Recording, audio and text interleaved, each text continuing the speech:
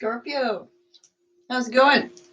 Welcome to my channel. Thanks for tuning in. KG's TLC. You like my lucky charm? Got it for my birthday. So if you're new to this channel, welcome. If you're a return, welcome back. I know it's been a while since I've done any readings. I was taking some time off to do some studying, and I also did some training to become a shaman. So, really excited about that. So I'm trying out different layouts, but today I'm just going to do a general reading for you. Trying to let everybody know I'm still alive. So while I'm setting up these cards, before I forget, please like this video, show some love and support, subscribe.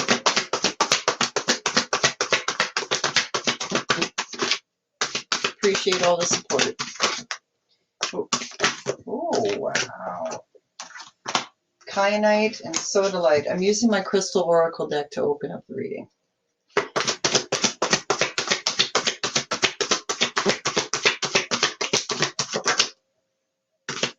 That Chrysoprase card and the Sodalite card and the Kyanite card have come out multiple times now. Ooh, doing some shadow work, are you? Amethyst. Very nice. Good. Never get too much of that. Like, I've done shadow work. We're never done shadow work. We go our entire lives and we're never done shadow work. In Scorpio, you are ruled by Saturn, the son of the sun. It addresses our shadow aspects.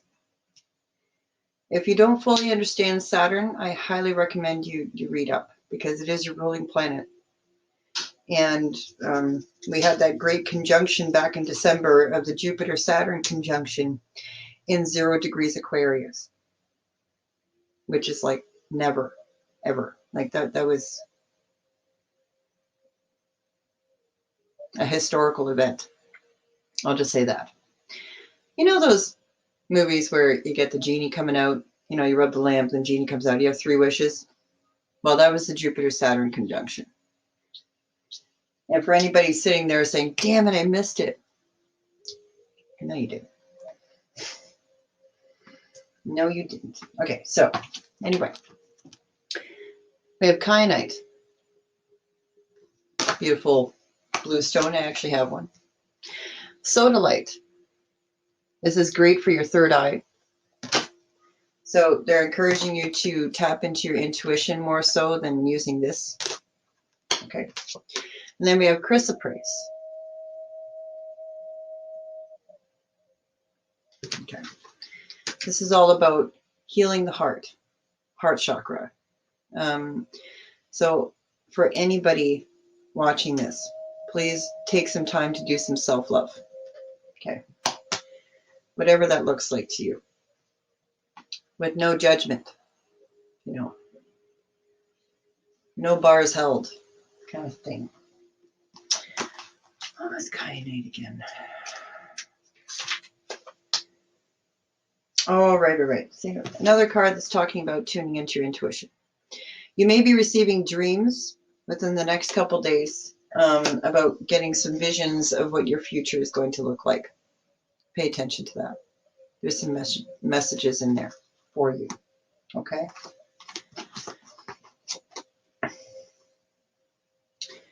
So, shadow work. Oh, and you got rutilated quartz right underneath that. How about that?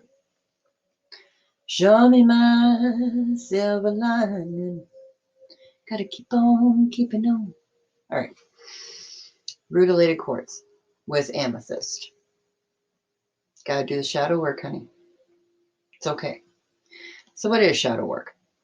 Well, you're hanging out with your friends or your family or your love, and they do something that pisses you off or sets like this alarm bell off inside you, and you can't breathe, and you start bawling uncontrollably, whatever the case may be. It's a very intense emotional reaction, regardless of how it looks like on the outside. Shadow work is taking the time to figure out why. Okay. Take a look at the why. Where does it come from? Because it's not that person that's doing it. Nobody has an intense emotional reaction from someone's behavior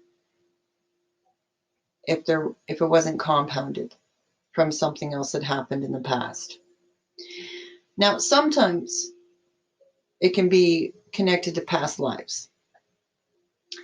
Because, I've heard it. It's just like, well, nothing like that's ever happened to me before, but yet I keep feeling like I'm getting triggered. And, well, that's probably because of a past life. And if you want some guidance in regards to that, ask your spirit guides, ask your angels, ask yourself. Do some meditation. The answers will come to you. Nobody is special in that regard where people don't have those gifts. Everybody has the ability to tap into their soul and their soul memory. It's just a simple matter of choice. So, okay. Now, the rutilated quartz has to do with that silver lining. So a clear quartz crystal is usually the energy that we hold or the universe holds. It's very pure, right? Very clean. Sometimes impurities get inside of it. Memories get logged. Sometimes blocked energy is caused as a result of it. But rutilated quartz has gold lining. It's not even silver. It's like gold flecks. It's a beautiful stone. Oh, what am I missing about that? Hold on. I know there's something.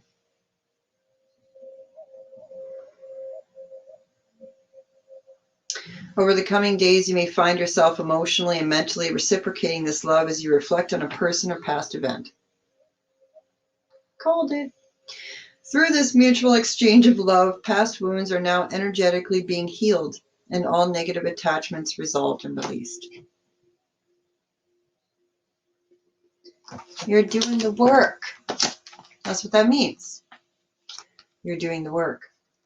You're doing the shadow work. Nobody likes to really sit with those feelings. I know. I know it's not easy. I'm a Pisces, man. We feel the deepest. I still haven't found anybody that's matched my emotional depth.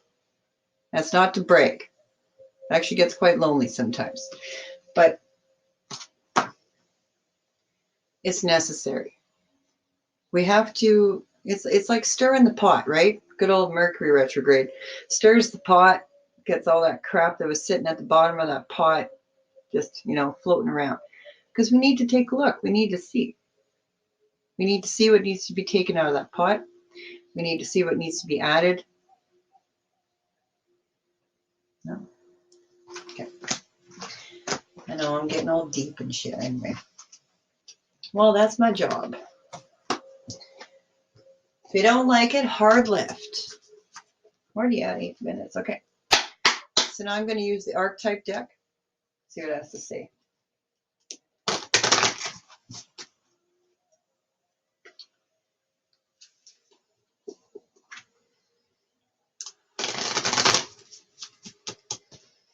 Scorpio. Beautiful Scorpios.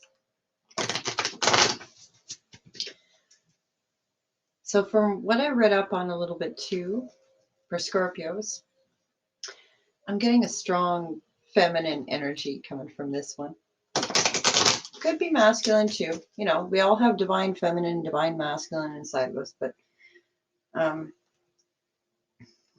Scorpios in particular this year are going to be going through a lot of shifts and changes in regards to their core beliefs, the way they were raised. A lot of veils are going to be getting lifted. A lot of emotional purging. Not a bad thing. Okay, that stuff's been suppressed for far too long as far as I'm concerned. You guys take on way too much responsibility for everyone else's well-being.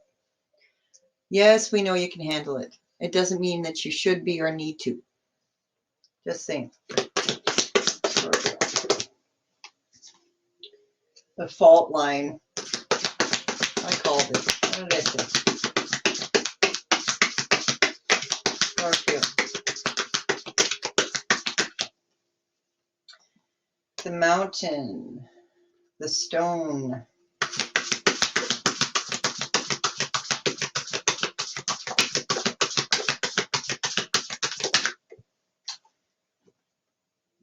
Gnosis.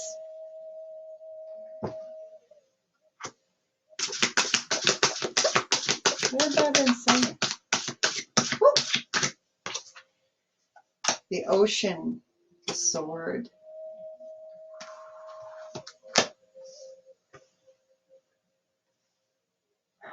Guys.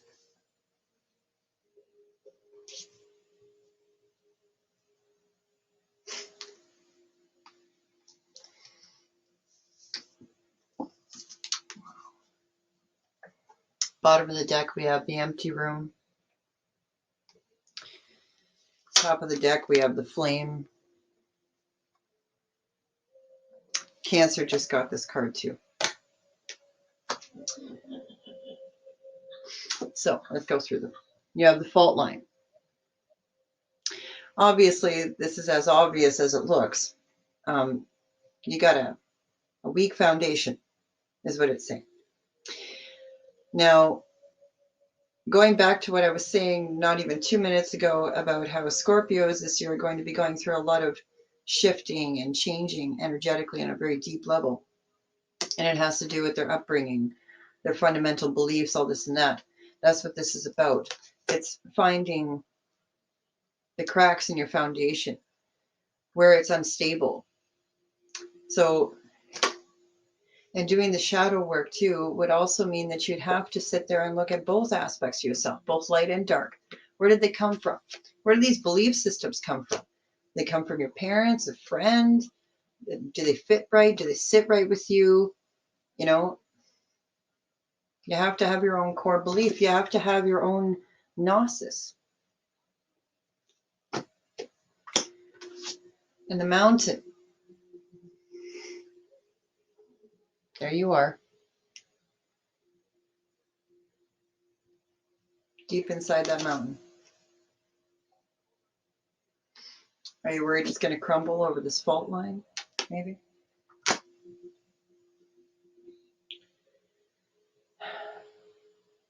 Everybody always thinks about the summit when they think of a mountain. It's like, oh, I want to climb up that mountain. I want to get to the top. All the good shit's inside. All the good shit's inside the mountain. All the treasure, crystals, golds, minerals, ore. You know what I mean. Places no one's ever been. You know, deep, dark cavern or cave. So this is calling you to look deep. Go deep within the mountain. Because it's not about getting to the top. It's about the journey. Right? And the stone.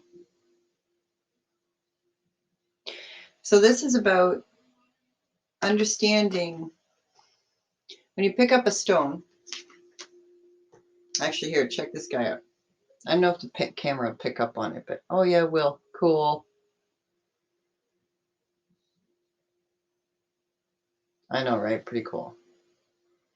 It's fossilized. From Mexico. Anyway. This stone has been around for thousands of generations. It has seen a lot. That's a lot of energy absorbed into one single object. Inanimate object. My ass. Anyway. What this stone card is saying is to tap into that universal wisdom embedded in the earth, in your mountain. Okay. And another message for that card in particular is building what's called a cairn. Cairn. Look it up. It's not like an Inukshuk. It's just like like a tower of stones, you know, and anywhere you see fit. I actually still have to go do mine. Once I'm done making the rest of these videos, I will be. All right. Then we have Gnosis. I'm going to read that one out of the book because I feel like it.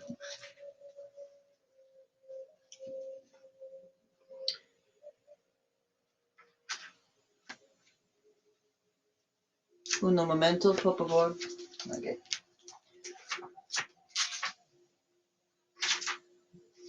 Oh, wow. That's one of the initiation cards. I totally forgot about that.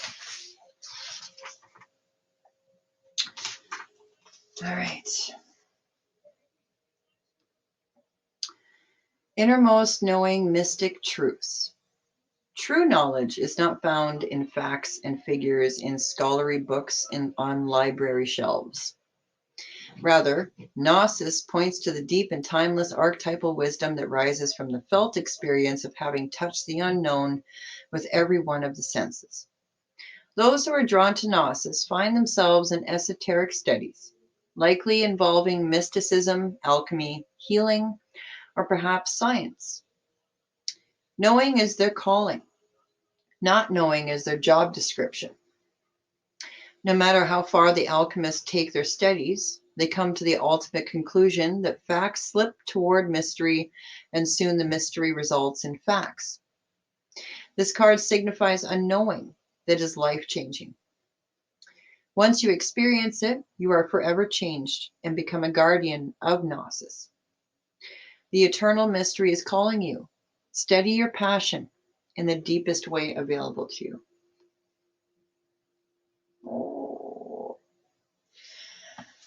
Oh, I like it. Okay.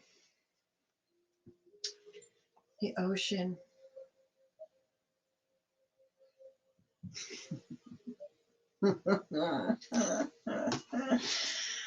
So the ocean is right after that. So this is literally about taking a very deep dive into your subconscious and coming. This is like a rebirth for you. Very much so is what's happening. And you have the fault line, the sword, and the flame. So you have the sword. This is obviously about cutting through the truth, right? Looking at both sides of the spectrum as well. Seeing what's true and what's false, what's right and what's wrong, what's good and bad for you, right? Autonomy, of course, on a personal level. But notice,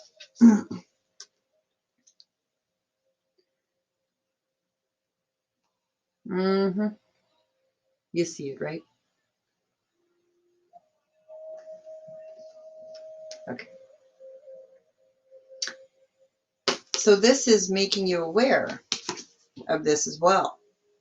Or, either or, vice versa. Or this is making this very apparent. That there is a new truth to be sought for, to be discovered. And last but not least, we have the flame. So this has to do with your soul spark, your inner soul spark, your heart. That's where our soul resides, is our heart chakra, right? That's when we connect with like a soulmate or a kindred spirit, what happens? It's not like a nervous flutter. It's just like, oh my God, I'm alive, right? You feel warm. You feel empowered. You feel taller. You feel more aware. That's the flame being reawakened inside of you. Okay, I just heard light a candle. Light a candle. When it comes to any type of mystic, healer, shamanic work, the flame always helps us to focus. I always need candles. The empty room. I'll read this. Because that one's important. Because I got a feeling you're kind of in this state right now. You'll come out of it soon, don't worry. The whole point of rebirth is to strip away all of the old, right? So you're going to feel a bit raw. You're going to feel a bit vulnerable. But that's normal, and that's okay. It really is okay. Be okay with not being okay. The empty room haunts us all. It is the universal and all too frequent feeling of lack, of wanting, of the craving to fill ourselves with something, anything. We too often attempt to remedy the discomfort of the empty room by any means necessary, leading us to a culture of more. Ironically, the empty room is filled to the brim with potential, yet we perceive it as not enough. This card is a cry for patience, for sitting within the barren walls of not knowing, for awaiting true vision and purpose before attaching to what we should do next to save our outward appearance. Be with the nothingness. Be with the impatience. The empty room has immense power. Let others wonder what you are doing. If you can settle into the magic of emptiness, you will soon hear its whispers of wisdom. The nothingness. That's what the ocean's all about too, is stripping away everything that doesn't serve you anymore. The archetype of the empty room is also portrayed as the hungry ghost, always feeding and never satiated. A day of silence is a surefire way to harness the power of the empty room. Gandhi would do that once a week. I'm not professing to be no Gandhi. I'm sure as hell not an ascended master yet. But anyway, yeah, he would take a day of silence. Helps us to tap into our inner gnosis. All right, what do we got here? 22 minutes. Pretty good. Okay.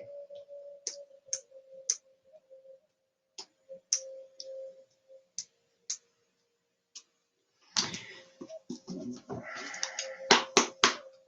going to use the Animal Oracle.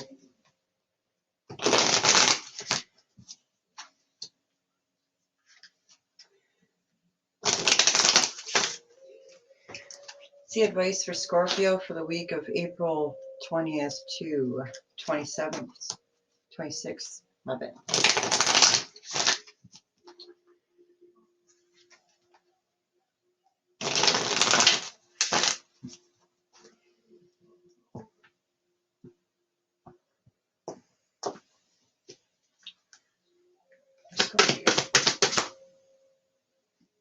Parrot.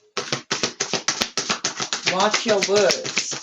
You guys got some sharp tongues now. You can sting.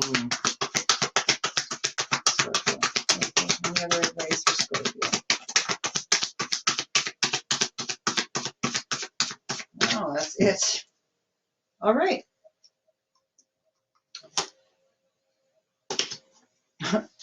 Well, speaking of fault line, Beaver is at the top of the deck. Lay a solid foundation. Number 6.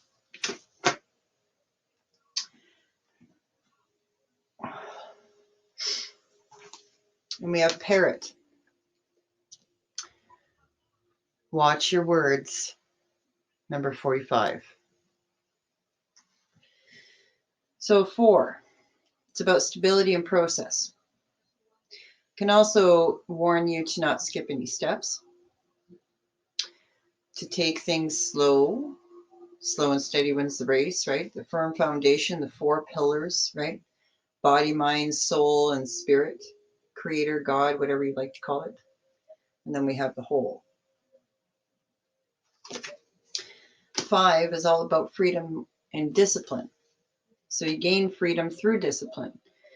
But it also, 5 is about challenge and change. So it also speaks about being overly responsible unduly responsible. So finding that balance for yourself, figuring out what works for you. 4 + 5 = 9. So that's about integrity and wisdom. Trusting your gnosis. Not listening to the gossip and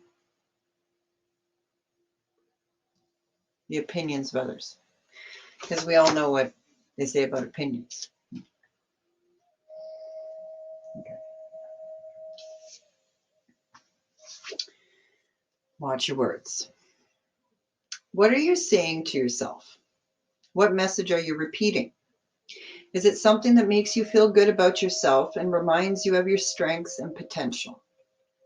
Parrots mimic the sounds around them, and when parrot appears, it is time to be more mindful of your self-talk and its qualities. What do you say to others? Are you repeating what you truly believe? Remembering to speak with light and love can become a habit. Be generous with compliments and thanks, affirming all that is good so that your loving, healing words will be heard throughout the jungle, cutting through the noise and inspiring others. Listen for the words that remind you of all the strength, abundance, and joy in your life and in the world around you, and then repeat them, affirming what is real, true, and nurturing to the soul. The universe will reflect back to you the story you tell. Words matter, so choose ones that lift you up and inspire others to remember that beauty surrounds us. All right. I like it. All right, guys. I'm going to close out the reading for today. I hope you enjoyed it. Again, thank you so much for tuning in. And I will be posting other videos over the next week. I'm going to be doing some shorter videos for love readings for people. I'm not quite sure how the layout's going to go, but please feel free to leave a comment and let me know what you think. I just started this channel, so I appreciate all the support. And if this was helpful, please hit the like button and subscribe. Show some love and support towards KG's TLC. And I'll see you guys again. Okay. Love you. Take care.